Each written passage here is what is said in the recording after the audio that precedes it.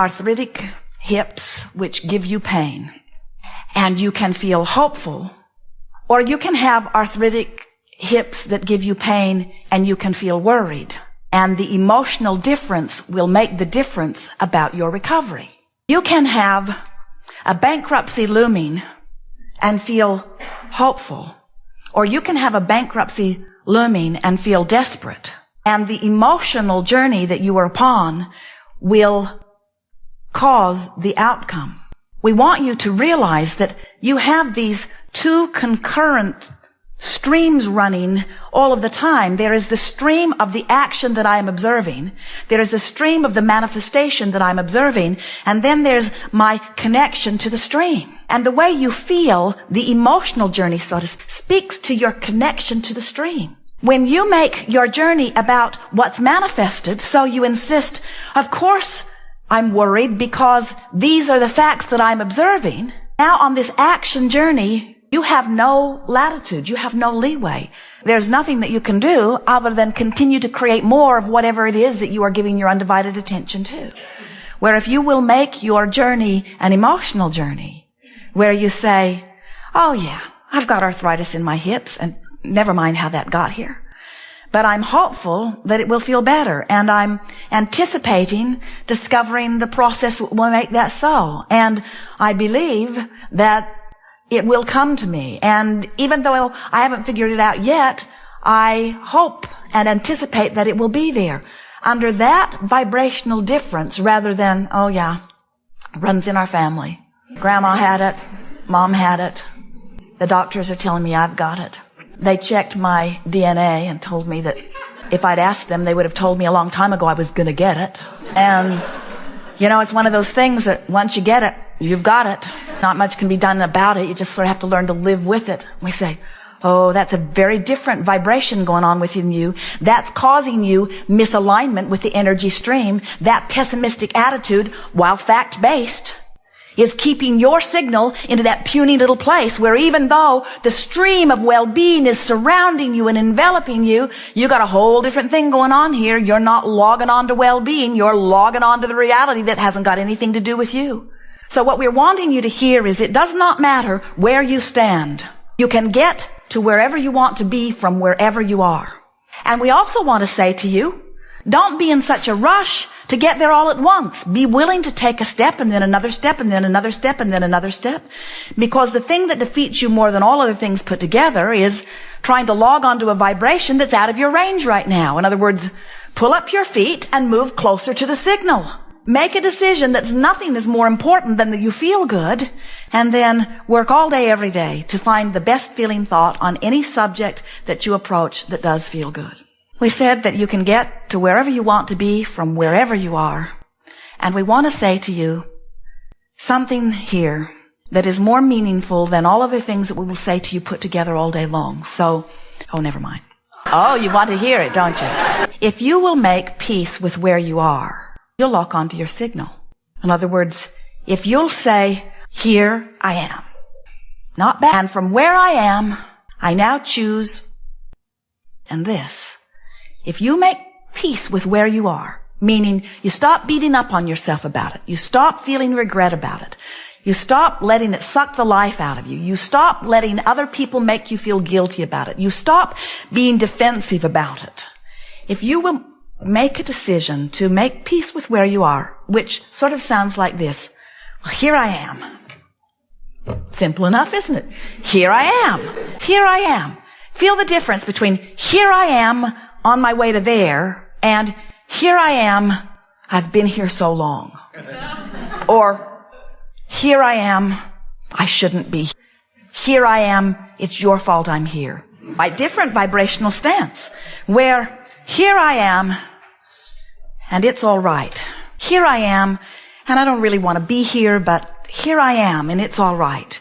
And it's temporary. Here I am, and it's temporary. Oh, that one feels pretty good, doesn't it? Here I am in this temporary place on my way to better and better. Here I am, pleased with who I am, on my way with greater clarity to who I really am. In other words, you got to find ways to soften your personal perspective of where you are, because where you are is the signal that you're beaming. And you got to log on to the signal. You got to find a way of linking up with this source energy. When you don't, you're off the signal. Source energy believes that well-being should be yours. When you don't, you're off the signal. Source energy adores you. Source energy knows about your well-being. Source energy expects good things to come to you. And when you don't, you're off the signal, you see. So that's our best sales job yet. That nothing is more important than that you feel good, because the way you feel is your indication of your signal. So the signal has a couple of components. How much of it am I asking for by the power of my desire?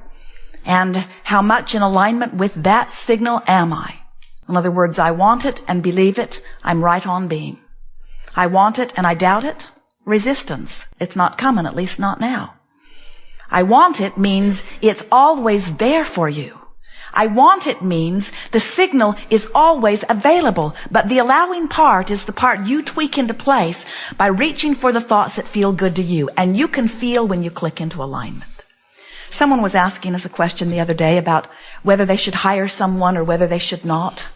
And they were sort of going back and forth about whether it was a good idea. There were aspects of it that felt good and some aspects of it that did not feel so good.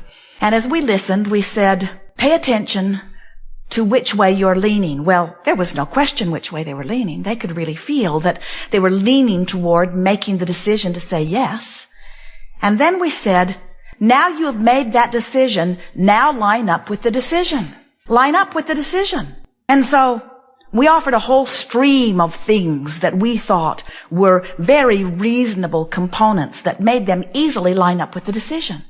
And then we said, now, your energy is in place. Now, never again go back and question that decision.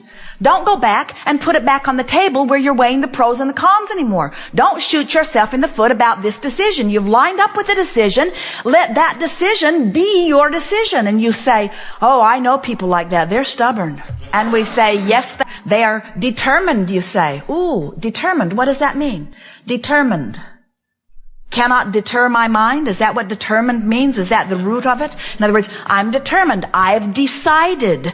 I'm in alignment with, you see. Once you come into alignment with something, nobody else's opinion has anything to do with anything, because the only thing that matters is your relationship between you and the stream, between the desire that you have fashioned and the signal that you are outputting moment by moment. So when you are having trouble making your mind up about something, figure out which way you lean. In most cases, it doesn't really matter a rip. You could go with almost anyone and live happily ever after. Well, we understand that you have reasons for your pickiness, but you know which way you're leaning. And so lean that way and then line up with it and then watch what happens. And continue to say to yourself, I am temporarily standing everywhere that I'm standing. So when I get there, since I can't get it wrong and I never get it done, and the reason that I can't get it wrong is because I never get it done. In other words, you can't get it done. You're going to continually have a whole new other barrage of input that's going to cause you to launch another rocket of desire. You constantly amend your desires. And source energy constantly keeps up with the amendments. So, are we convincing you yet that your work, your only work, is to line up with what you think you want? So why don't you do that? Why doesn't everyone? Why is that not easy for you to hear? We'll tell you. It's because the questions we ask are always the easiest to answer. We know the answer before we ask the question. But then we know the answer before you ask the question too. The reason that more don't know that is because you're not sure that you have the right or the wisdom to choose. You think somebody else has made the list and that you've got to conform to the list. And what you didn't factor in is they made that list about what you should do so that they'd feel better. And it's time for you to make your list about what you should do so that you can feel better. You are an extension of that which is source. Some call it God. Some call it energy. Some call it consciousness. It does not matter what you call it. You will never be apart from it. It will always flow to you and through you. But you have powerful control about how much of it you let in any moment in time and how much of it you deprive yourself of. And when you let it in, you thrive. When you let it in, you're clear-minded, you're sure-footed, you feel good, life is wonderful, you breathe deeply, everything feels good, everywhere you go, you find things that are interesting, fascinating, provocative, good feeling. And when you are not allowing your connection to the stream, you feel defensive, you feel afraid, you feel unsure, you feel unworthy, you feel anger, you feel depressed, you feel overwhelmed, you feel frustrated. There's a myriad of emotions all up and down this emotional scale. This glorious guidance system within you, letting you know in every moment how well connected to your link spot in the sky you are. It is our powerful desire that when you leave this gathering today, you never again question your value or your worthiness, and that you let your questioning be about, what do I prefer, this or this? Would I rather love this person or hate this person? Let's see which feels best to me. Esther came to an astonishing and startling revelation about herself not long ago, when she found herself on the opposite end of a decision. She thought one way and Jerry thought another way about something not very important. It was the methodology for hooking up the tow car to the monster bus. And Esther always yields to Jerry because she would much rather that he turns out to be wrong than she does.